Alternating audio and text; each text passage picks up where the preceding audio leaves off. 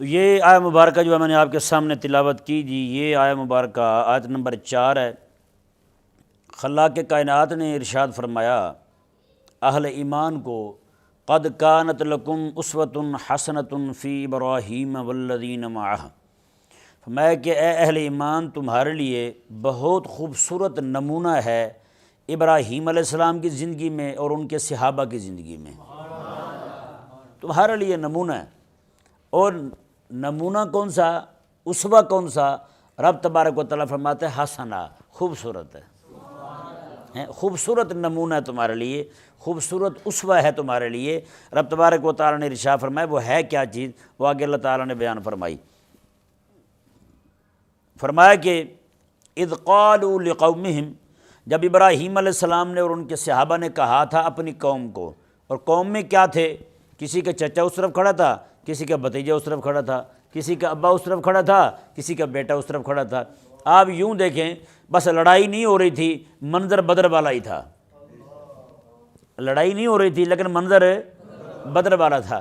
ایک بھائی اس طرف ہے تو دوسرا بھائی اس طرف ہے، ابا جی اس طرف ہیں تو بیٹا اس طرف ہے۔ حضرت ابوبکر صدیق کو دیکھ لیں، آپ میرے آقا علیہ السلام کے ساتھ کھڑے ہوئے ہیں تو بیٹا جو ہے وہ ابو جہل کے ساتھ کھڑا ہوا ہے۔ وہ بعد میں جب اسلام قبول کر لیا حضرت عبد الرحمن نے تو کہنے لگے، حضرت اپنے ابا جی کی خدمت میں کہنے لگے ابا جی 2-3 بار ایسا ہوا تھا میری تلوار کے نیچے آپ کی گردن آ گئی تھی، میں نے ابا سمجھتے ہوئے چھوڑ دیا تھا۔ حضرت ابوبکر صدیق رضی اللہ عنہ نے فرمایا کہ بچے اگر تو میری تلوار کے نیچے آ جاتا نا تو میں نے یہی دیکھنا تو میرے حبیب کے مقابلے میں وہ میں نے گردن اتار کے پرے پھینک دینی تھی، میں نے نہیں چھوڑنا تھا تجھے، میں نے نہیں چھوڑنا تھا تجھے۔ اللہ اکبر کبیرہ۔ تو یہ وہ منظر جو ہے نا آپ بدر والا سامنے رکھیں، ایک طرف جو ہے نا ماما کھڑا ہوا ہے، دوسری طرف بھانجا کھڑا ہوا ہے، ایک طرف نانا کھڑا ہوا ہے، دوسری طرف نواسا کھڑا ہوا ہے، ایک طرف جناب ابا جی ہیں، دوسری طرف بیٹا ہے، ایک طرف بیٹا ہے دوسری طرف ابا کھڑا ہوا ہے، اس طرح کا حساب تھا جی۔ تو حضرت سیدنا ابراہیم علیہ السلام اور آپ کے صحابہ جو ہیں جن لوگوں کو کھڑے کہہ رہے ہیں وہاں بھی منظر یہی ہے، وہاں بھی منظر یہی ہے۔ ایک جماعت جو ہے وہ اللہ تعالیٰ کے پاک پیغمبر ابراہیم علیہ السلام کی کھڑی ہے جی، ابراہیم علیہ السلام کے پیچھے کھڑے ہیں، دوسری طرف لوگ نمرود کے پیچھے کھڑے ہوئے ہیں۔ کس کے پیچھے کھڑے ہوئے ہیں؟ نمرود کے پیچھے کھڑے ہوئے ہیں۔ اللہ اکبر کبیرہ۔ خلاق کائنات نے ارشاد فرمایا کہ یہ جو منظر ہے نا حضرت سیدنا ابراہیم علیہ السلام کی زندگی مبارکہ کا یہ والا، جب آمنے سامنے کھڑے ہیں اور یہ کھڑے ہوئے ان کو کہہ رہے ہیں، کیا کہہ رہے ہیں؟ رب تعالیٰ نے فرمایا وہ منظر ہی بڑا سونا ہے، میں وہ اسوہ ہی بڑا سونا ہے، ان کا وہ عمل ہی بڑا سونا ہے، ان کا وہ کردار ہی بڑا سونا ہے، ان کی وہ للکار ہی بڑی سونی ہے۔ اللہ اکبر کبیرہ۔ رب تعالیٰ نے ارشاد فرمایا کہ اذ قالوا لقومہم، انہوں نے اپنی قوم کو کہا، اپنی برادری کو کہا، کیا کہا؟ انا براء منکم ومما تعبدون من دون اللہ۔ اللہ اکبر۔ انہوں نے کہا ہمارا نہ تمہارے ساتھ تعلق ہے نہ تمہارے خداؤں کے ساتھ تعلق ہے، تم سے بھی بری، تمہارے خداؤں سے بھی بری۔ مطلب کیا ہے؟ نہ تمہارے ساتھ رشتہ داری ہے اور نہ تمہارے عقیدے کے ساتھ تعلق داری ہے، ختم، کچھ بھی نہیں ہے، اب ہمارا تمہارا تعلق نہیں ہے۔ اللہ اکبر کبیرہ۔ اور یہ جو ہے تعلق، انقطاع تعلق کا جو معاملہ ہو رہا ہے، یہ آگے وجہ بھی بیان کر دی، اور اس کی جو ہے نا وہ جیسے کہتے ہیں جی وہ تعلق داری ختم کی تو وہ بھی ان لمیٹڈ، یہ نہیں کہ کچھ دن تک بعد میں پھر صلح ہو جائے گی، ایسی بات ہے ابدا، کیا ابدا۔ اللہ اکبر۔ یہ الفاظ آپ انہی کی زبانی سنیں، کیا کہا جی؟ کفرنا بکم وبدا بیننا کفرنا بکم، یہ جملہ پہلے اس پہ غور کرتے ہیں۔ انہوں نے کہا، ابراہیم علیہ السلام نے اور ان کے ساتھیوں نے، صحابہ نے کہا کفرنا بکم، تم ہو ہمارے رب تعالیٰ کے منکر، ہم تمہارے منکر ہیں۔ ہم کس کے منکر ہیں؟ یہ جملہ بہت بڑا ہے۔ اللہ تعالیٰ نے قرآن میں ارشاد فرمایا فَمَن يَكْفُرْ بِالطَّاغُوتِ وَيُؤْمِن بِاللَّهِ فَقَدِ اسْتَمْسَكَ بِالْعُرْوَةِ الْوُثْقَىٰ لَا انفصام لَهَا وَاللَّهُ سَمِيعٌ عَلِيمٌ۔ اللہ تعالیٰ نے فرمایا کہ جو بندہ طاغوت سے کرے کفر اور رب کی ذات پر لائے ایمان، بس وہ بندہ ایسا ہے جس نے مضبوط ترین رسی تھام لی ہے، مضبوط ترین واسطہ تھام لیا ہے۔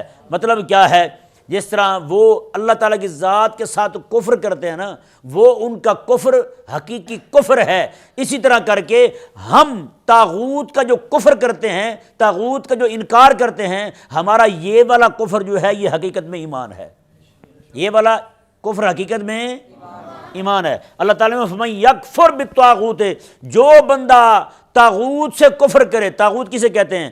ہر وہ ذات، ہر وہ شے، ہر وہ بندہ جو اللہ تبارک و تعالیٰ کے حکم کے مقابلے میں آ جائے، اللہ تعالیٰ کے حکم کے مقابلے میں آ جائے، جس کی حکومت اللہ کی حکومت کے مقابلے میں آ جائے، جی اپنی حکومت کو کھڑا کر لے اللہ تعالیٰ کے دین کے مقابلے میں، ایسا بندہ جو ہے وہ چاہے کسی صورت میں ہو، چاہے جناب مذہب کی صورت میں ہو، چاہے وہ جناب لبرلزم کی صورت میں، وہ کسی بھی صورت میں ہو، جو یہ کہے کہ رب رسول کی نہیں مانی جائے میری مانی جائے، ہیں جی اللہ اکبر کبیرہ۔ تو حضرت ابراہیم علیہ السلام اور ان کے صحابہ کرام علیہ رضوان نے کہا کفرنا بکم، ہم تمہارے ساتھ کفر کرتے ہیں، تمہارے ساتھ کفر کرتے ہیں۔ ہاں، اور آگے کیا کہا؟ وہ جو دشمنی پڑی تھی اس کی حد بندی بھی کر دی، کہا کہ وَبَدَا بَيْنَنَا وَبَيْنَكُمُ الْعَدَاوَةُ وَالْبَغْضَاءُ، کہا کہ ہمارے اور تمہارے درمیان دشمنی اب کھل کے سامنے آ چکی ہے، ابدا، ہمیشہ ہمیشہ کے لیے۔ اب تمہاری ہماری صلح ہونے والی نہیں ہے، صلح نہیں ہو سکتی۔ ہاں ایک صورت بتا دی، استثناء کر دیا، ایک صورت ہے تمہاری ہماری صلح ہونے کی، دوبارہ ہم رشتہ دار بن سکتے ہیں، بھائی بھائی بن سکتے ہیں، باپ بیٹا بن سکتے ہیں، ماموں بھانجا بن سکتے ہیں، ہاں جی دادا پوتا بن سکتے ہیں، ہاں جی ماما بھانجا بن سکتے ہیں، چاچا بھتیجا بن سکتے ہیں، بس ایک ہی صورت ہے۔ وہ کیا صورت ہے؟ حتیٰ تؤمنوا باللہ وحدہ، تم اللہ وحدہ لا شریک کو مان لو، تم ہمارے بھائی ہو، شرک تم چھوڑ دو تم ہمارے بھائی، شرک تم چھوڑ دو تم ہمارے مامے، شرک تم چھوڑ دو تم ہمارے چاچے، شرک تم چھوڑ دو تم ہمارے ابا، ہیں جی پھر ہمارا تمہارا تعلق بحال ہو جائے گا۔ وگرنہ اس کے علاوہ اگر تم چاہو، تم سوچو بھی کہ ہم جناب اکٹھے ہو جائیں گے، ہماری رشتہ داری بحال ہو جائے گی، ہماری تعلق داری بحال ہو جائے گی، رب تعالیٰ نے فرمایا نہ نہ نہ، یہ نہیں ہو سکتا، یہ ہو سکتا نہیں ہے۔ اب ذرا اسی آیت مبارکہ کو، ان الفاظ کو ذرا کھول نہ لیں، ہیں جی اللہ تعالیٰ نے کیا فرمایا، ابراہیم علیہ السلام نے کیا فرمایا ہے، اور اللہ تبارک و تعالیٰ ان کا یہ طریقہ جو تھا اتنا خوبصورت تھا کہ رب تعالیٰ کو پسند آیا، رب تبارک و تعالیٰ نے محبوب کے صحابہ کو اپنانے کا حکم دیا، میں کہ تم بھی اپناؤ، تم بھی اپناؤ۔ غور کرتے ہیں جی اس پر، وہ یہ ہے انہوں نے ترک تعلق کا قول کیا، تاکہ تمہارا ہمارا تعلق ہو نہیں، ٹھیک ہے نا؟ کیوں کہا؟ راستے الگ الگ کر لیے۔ کیوں راستے الگ الگ کیے؟ کیونکہ دونوں کی منزل الگ الگ تھی۔ وہ جھک رہے تھے نمرود کو، وہ نمرود کو خالق مان رہے تھے، نمرود کو معبود برحق مان رہے تھے، اور یہ جو لوگ تھے ابراہیم علیہ السلام اور ان کے صحابہ کرام علیہ رضوان جو ہیں، یہ تو اللہ تبارک و تعالیٰ اللہ وحدہ لا شریک کو معبود برحق مانتے تھے۔ اب دونوں کی منزل الگ الگ تھی، دونوں کی منزل الگ الگ تھی، تو دونوں نے رستے بھی الگ الگ کر لیے۔ منزل الگ الگ ہے تو رستے بھی الگ الگ کر لیے۔ تو منزل ان کی الگ الگ ہوتی تو راستہ ایک ہوتا، تو پھر تو ظاہری بات ہے وہ راستہ ان کو اسی منزل کی طرف لے جاتا جس کی طرف وہ کھڑے ہوتے۔ نہیں سمجھ آ رہا ہے جی؟ منزل جو ہے وہ اگر ان کی سمجھ نہیں آ رہا، مجھے لگتا ہے مسئلہ آپ کو، تو مجھے پھر ہنسی کیوں آ رہی ہے؟ ہاں جی کئی دوستوں کو نہیں آ رہا سمجھ، تو ذرا غور کریں اس مسئلے پر۔ جب منزل الگ الگ ہے تو بھئی راستہ ایک کیسے ہے؟ راستہ الگ الگ ہوگا تو منزلیں الگ الگ ہوں گی نا۔ تو یہی حضرت ابراہیم علیہ السلام نے اور ان کے پیروکاروں نے کہا، وہ کہا کہ جب منزل الگ الگ ہے تو راستہ ایک کیوں؟ میں تمہارا راستہ الگ، ہمارا الگ۔ یہی میرے آقا علیہ السلام نے مکہ مکرمہ میں فرمایا تھا، قل یا ایھا الکافرون لا اعبد ما تعبدون ولا انتم عابدون ما اعبد ولا انا عابد ما عبدتم ولا انتم عابدون ما اعبد۔ آگے فرمایا رب تبارک و تعالیٰ کے حبیب علیہ السلام نے، لکم دینکم ولی دین، تمہارا دین تمہارے لیے، ہمارا دین ہمارے لیے۔ ہاں جب منزل ایک کوئی نہیں تو راستہ ایک کیوں بھائی؟ منزل الگ الگ، ہماری تمہاری منزل الگ، ہماری منزل الگ، تمہارا راستہ الگ، ہمارا راستہ الگ، ہیں جی؟ جو راستے الگ الگ کیے تو کہا کہ اب رشتہ داریاں بھی الگ الگ، رشتہ داریاں بھی حضرت سلمان فارسی رضی اللہ عنہ جب مدینے میں آئے نا جی، لوگ پوچھتے تھے سلمان آپ کے ابا کا نام کیا ہے؟ آپ فرماتے اسلام۔ کیا کہتے؟ اسلام۔ کہا کہ علاقہ آپ کا؟ کہا کہ اسلام۔ کہا آئے کہاں سے ہو؟ کہا کہ اسلام کو۔ نہ جانا کہاں ہے؟ انہوں نے کہا اسلام۔ جی اقبال نے پھر حد کر دی، اقبال نے کہا اگر تو سچا مسلمان بننا چاہتا ہے نا تو بات ہے چو سلمان زادہ اسلام شو، کہتے ہیں جس طرح سلمان جو ہے اسلام کا بیٹا بنا ہے تو بھی بن جا، کامیاب ہو جائے گا۔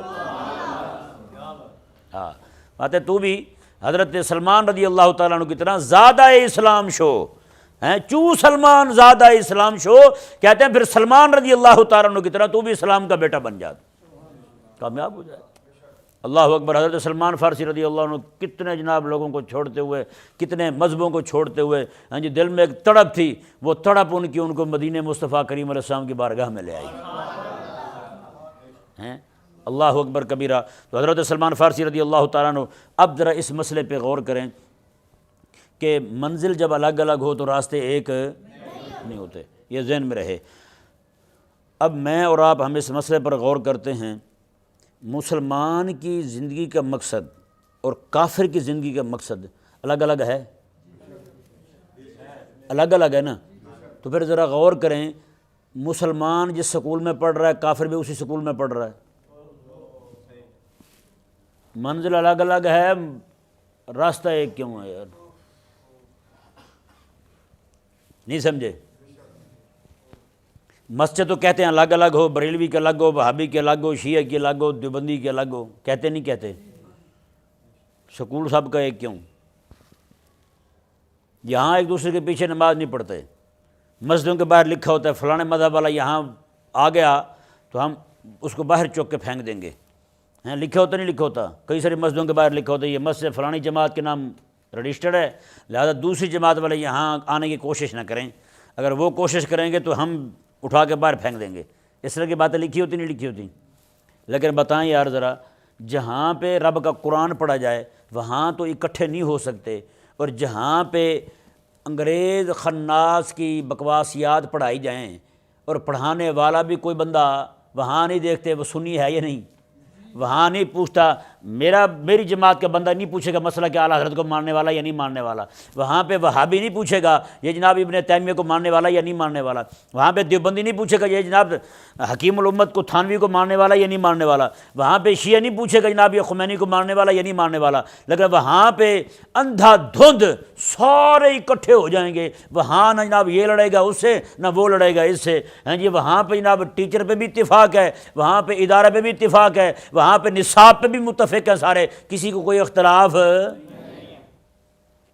جیسے رب رسول کی بات آئے گی، نماز کی بات آئے گی تو وہاں سارے پھر انچی ٹیپ اٹھا لیں گے، شلواریں ناپیں گے، پھر گردن ناپیں گے، پھر جناب وہ مسواک ناپیں گے، پھر ہر شے پورا میچا لے کے پھر اگلی بات کریں گے، ہیں وہ ایک کیا کہا جائے ان کو؟ سمجھ آ رہا ہے نہیں سمجھ آ رہا؟ تو بھائی وہاں اکٹھے کیوں ہیں؟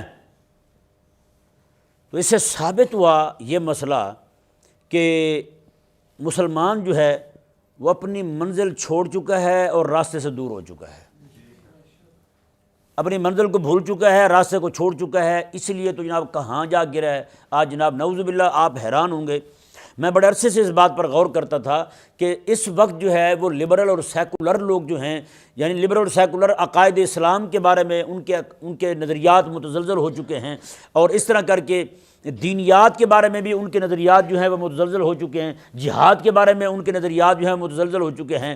صرف لبرل نہیں، اس وقت مولوی طبقہ جو فرنگی نظریات سے متاثر ہو چکا ہے وہ بھی اسی طرح کی باتیں کر رہا ہے، مولوی بھی اسی طرح کی باتیں کر رہے ہیں۔ یعنی ایک وقت تھا کہ ہم صرف لبرل لوگوں سے لڑتے تھے، اب وہ وقت آ چکا ہے کہ الحاد اور بے دینی جو ہے وہ مولوی میں بھی داخل ہو چکی ہے، وہ مدرسے کی چوکھاٹ سے اندر داخل ہو چکی ہے۔ اب ہمیں دو لوگوں سے لڑنا پڑ رہا ہے، مولویوں سے بھی لڑنا پڑ رہا ہے اور ان سے بھی لڑنا پڑ رہا ہے۔ سچی بات ہے، جہاں کہیں بھی بات ہوتی ہے اس طرح کی، مولوی بھی ایسی باتیں کرتے ہیں، او جی چھوڑیں جی، آپ کو پتہ ہے انگریز کی تعریفیں کریں گے، یورپ کی تعریفیں کریں گے، کون؟ مولوی۔ اور یہی مرعوبیت سے تو ہم ان کو نکالنے لگے تھے جو جناب سکول کالج کے یونیورسٹی کے بچے ہیں. ہاں جی وہ مولوی جو ہیں وہ بھی اسی طرح کی باتیں کریں گے. بتائیں مدرسے کا پڑھا ہوا مولوی صاحب وہ جناب ممبر پہ بیٹھا ہوا کیا کہہ رہا ہے, کہتا جی وہ بچے جو سکول جاتے ہیں نا جی آپ جو ہیں ان کو کتابیں لے کے دیا کریں. بچے جو جاتے ہیں سکول ان کو کتابیں لے کے دیا کریں. کن پیسوں سے؟ زکوٰۃ کے پیسوں سے, عشر کے پیسوں سے, ہیں جی فطرانے کے پیسے سے کتابیں لے کے دیا کریں. اب بندہ پوچھے یا تو ممبر پہ بیٹھا ہوا ہے تجھے یہ نہیں پتہ کہ وہاں یہ کیا سیکھ کے آ رہے ہیں؟ وہاں تو یہ سیکھ کے آ رہے ہیں کہ سارے لوگ جو ہیں یہ سارے کے سارے بندر سے منتقل ہوتے ہوئے یہاں پہنچے ہیں جن کا نظریہ یہ ہے اور ان کے لیے تو جناب اپیلیں کر رہا ہے. اتنی بھی تجھے سمجھ نہیں رہی, نہیں سمجھ آ رہا. تو یہ آج واللہ کہہ رہا ہوں آج جو ہم مسئلہ خلافت سے صرف دور نہیں ہوئے, مسئلہ خلافت کے دشمن ہو گئے ہیں. صرف عوام نہیں ہوئی, مولوی بھی ہو گئے ہیں. ورنہ آپ بتائیں نا ذرا, آپ نے زندگی میں کتنی مساجد میں جمعے پڑھے ہوں گے, کبھی آپ نے خلافت کا مسئلہ سننا ہے کسی مولوی کی زبان سے؟ بتائیں. یہ بابا جی بزرگ بیٹھے ہوئے ہیں, کتنی عمر ہوگی جی آپ کی؟ 54 سال عمر ہو گئی ان کی. سنا ہے کبھی آپ نے؟ نہیں سنا جی. بتائیں. نہیں بیان کرتے. میں سچ ہی کہوں ہماری سلطنت عثمانیہ جو ہے اس کے ٹوٹنے کی ایک وجہ یہ بھی مجھے سمجھ آتی ہے کہ ان کے اختتام سے پہلے لوگوں نے اس مسئلے کو بیان کرنا ہی چھوڑ دیا تھا. پہلے سے چھوڑ دیا تھا انہوں نے. آج دیکھیں نا کتنے 100 سال ہوئے ہیں, کتنا عرصہ بیتا ہے, کتنے سال گزرے ہیں خلافت کو ٹوٹے ہوئے. آج امت کا ایک بہت بڑا طبقہ جو ہے وہ مسئلہ خلافت کا دشمن بن چکا ہے, خلافت کا مسئلہ سننا ہی نہیں چاہتے. بتائیں.